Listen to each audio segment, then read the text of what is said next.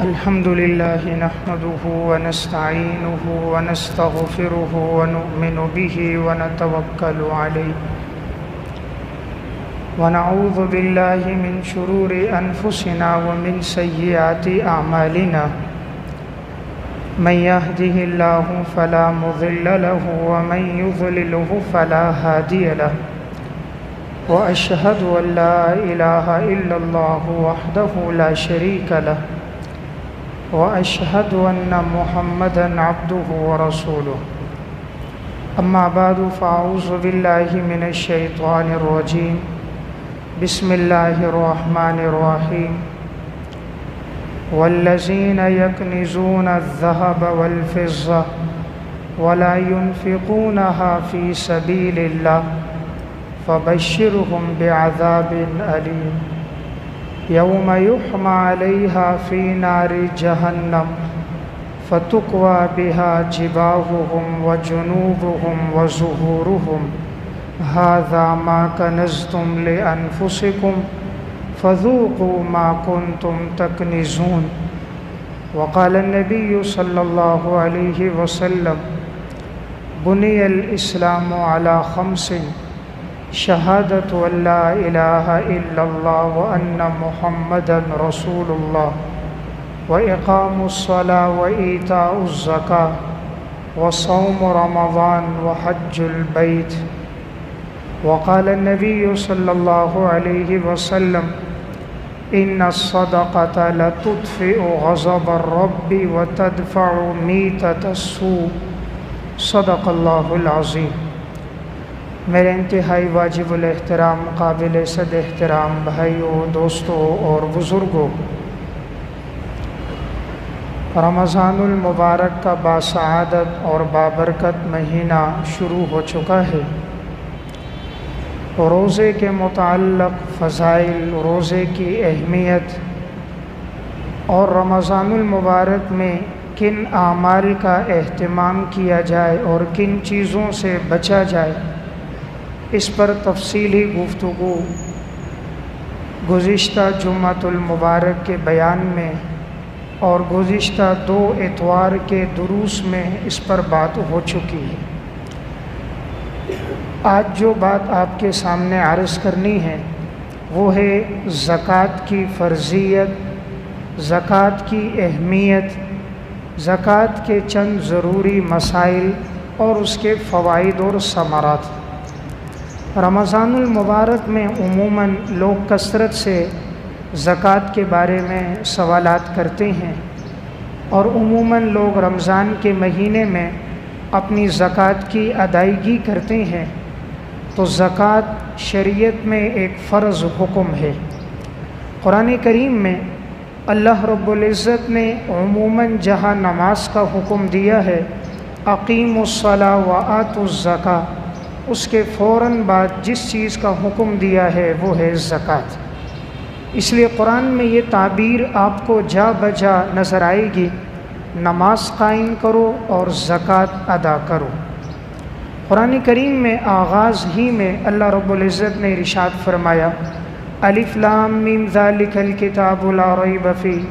ھدی للمتقین الذین یؤمنون بالغیب ویقیمون الصلاۃ وَمِمَّا رَزَقْنَاهُمْ يُنْفِقُونَ کہ یہ قرآن کریم ہدایت ہے متقی لوگوں کے لیے، اور متقی لوگ کون ہیں؟ جو بن دیکھی چیزوں پر ایمان لے کر آئیں، نماز قائم کریں،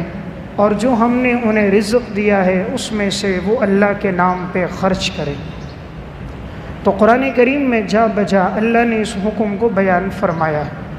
اور فرمایا وَالَّذِينَ يَكْنِزُونَ الذَّهَبَ وَالْفِضَّةَ، جو لوگ سونے اور چاندی کو جمع کرتے ہیں، وَلَا يُنْفِقُونَهَا فِي سَبِيلِ اللَّهِ، اور اللہ کے راستے میں اسے خرچ نہیں کرتے، فَبَشِّرْهُمْ بِعَذَابٍ أَلِيمٍ، انہیں خوشخبری دے دو دردناک عذاب کی۔ يَوْمَ يُحْمَى عَلَيْهَا فِي نَارِ جَهَنَّمَ، جس دن اس سونے اور چاندی کو تپایا جائے گا جہنم کی آگ میں، فَتُكْوَى بِهَا جِبَاهُهُمْ، اور داغا جائے گا انسان کی پیشانی کو، وَجُنُوبُهُمْ وَظُهُورُهُمْ، انسان کے پہلو کو اور انسان کی پشت کو، اور کہا جائے گا یہ وہ خزانہ ہے جو تم دنیا میں جمع کیا کرتے تھے، بس چکھو اس کے عذاب کو۔ اللہ رب العزت نے اس آیت میں اس بات کو بیان فرمایا کہ جس انسان کے پاس سونا اور چاندی ہو اور وہ اس مال کا حق ادا نہ کرے تو سونے اور چاندی کو جہنم کی آگ میں تپایا جائے گا اور انسان کے 3 اعضاء کو داغا جائے گا۔ اللہ رب العزت نے فرمایا سب سے پہلے ہم اس کی پیشانی کو داغیں گے۔ وجہ یہ ہے کہ جب کوئی سائل اس کے پاس آتا تھا تو سب سے پہلے جو ناگواری کے اظہار ہوتا ہے وہ عموماً چہرے اور پیشانی پر ہوتا ہے۔ جب کوئی مستحق مانگنے کے لیے آئے تو عموماً چہرے پر ناگواری کے اثرات آتے ہیں، اس لیے فرمایا کہ ان کی پیشانی کو داغا جائے گا، پھر ان کے پہلوؤں کو داغا جائے گا کہ عموماً آدمی مستحق سے اعراض کرتا ہے تو پہلو کرتے ہوئے آگے بڑھتا ہے تو پہلوؤں کو داغا جائے گا۔ پھر فرمایا اس کی پشت کو داغا جائے گا کہ انسان مستحق کے سامنے پشت کر کے آگے بڑھ جاتا ہے اور اس پر خرچ نہیں کرتا تو اس سونے اور چاندی کو گرم کیا جائے گا۔ اللہ رب العزت نے فرمایا ہم اسے جہنم کی آگ میں گرم کریں، یوم یحمى علیہا فی نار جہنم فتکوی بہا جباہہم وجنوبہم وظہورہم ھذا ما کنزتم لانفسکم، یہ وہ خزانہ ہے جو تم دنیا میں جمع کیا کرتے تھے، پس تم چکھو اس عذاب کو جسے تم دنیا میں جمع کرتے تھے۔ تو قرآن کریم کے ان آیات میں اللہ رب العزت نے بڑے سخت الفاظ میں وعید بیان فرمائی کہ جس کے پاس مال ہو اور وہ اپنے مال کا حق نہ ادا کرے۔ نبی اکرم صلی اللہ علیہ وسلم نے ارشاد فرمایا اگر کسی انسان کے پاس جانور ہیں، مثلا گائے ہے، بکری ہے، اونٹ ہے، اور اس نے اس کا حق نہیں ادا کیا، ان کی زکوٰۃ نہیں ادا کی، تو انہی جانوروں کو قیامت کے دن فربہ کیا جائے گا اور یہ اس انسان کو اپنی کھروں کے ساتھ اور اپنے سنگوں کے ساتھ کچلیں گے، اور جب یہ کچل کر آگے بڑھ جائیں گے سارے جانور ختم ہوں گے تو دوبارہ اسی جانور کو پھر لایا جائے گا اور پھر سے آغاز کیا جائے گا کہ یہ وہ جانور تھے جو تو نے دنیا میں رکھے اور تو نے اس کا حق نہیں ادا کیا۔ نبی اکرم صلی اللہ علیہ وسلم نے فرمایا جس انسان کے پاس مال ہو اور وہ اپنے مال کی زکوٰۃ نہیں ادا کرتا، آپ نے فرمایا اس مال کو قیامت کے دن گنجے سانپ کی صورت میں بدل دیا جائے گا اور پھر اس کے گلے میں طوق بنایا جائے گا۔ آپ صلی اللہ علیہ وسلم نے قرآن کی آیت پڑھی وَلَا يَحْسَبَنَّ الَّذِينَ يَبْخَلُونَ بِمَا آتَاهُمُ اللَّهُ مِنْ فَضْلِهِ، پس گمان نہ کریں وہ لوگ جن کو اللہ نے مال دیا اور وہ خرچ نہیں کرتے تو اسے طوق بنایا جائے گا اور ان کے گلے میں ڈالا جائے گا۔ تو یہی مال جس کا انسان نے حق نہیں ادا کیا، کل قیامت کے دن یہ اژدہا بن کر اس کے گلے میں ہوگا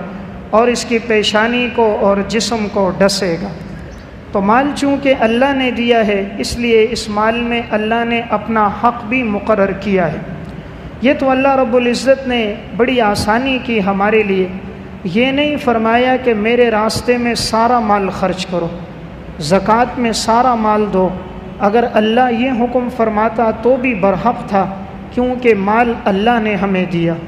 اگر آج انسان کہے میرے ہاتھ کی کمائی، او بھائی تیرے ہاتھ میں طاقت کس نے ڈالی؟ اگر انسان کہے میں نے اپنے دماغ کو استعمال کیا، تجھے یہ دماغ کس نے دیا؟ اگر کوئی کہے میں نے تجربے کی بنیاد پہ مال کمایا، تو یہ تجربات کرتے ہوئے آگے بڑھنا، اپنی فہم و فراست کو استعمال کرنا، یہ ساری نعمتیں تو تجھے رب نے دی۔ جو تو کاروبار میں آنکھوں سے دیکھ رہا ہے،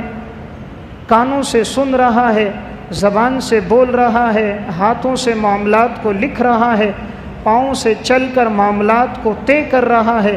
دل و دماغ سے ان معاملات کے منصوبے بنا رہا ہے، یہ سب اللہ کی عطا کردہ نعمتیں۔ اللہ چاہے تو یہ نعمتیں انسان سے لے بھی سکتا ہے۔ تو اللہ نے یہ نہیں فرمایا کہ سارا مال دو، فرمایا مال میں سے صرف 40واں حصہ دو، یعنی 40 روپے پر 1 روپیہ، گویا کہ پورے 1 لاکھ روپے پر جو زکوٰۃ بنتی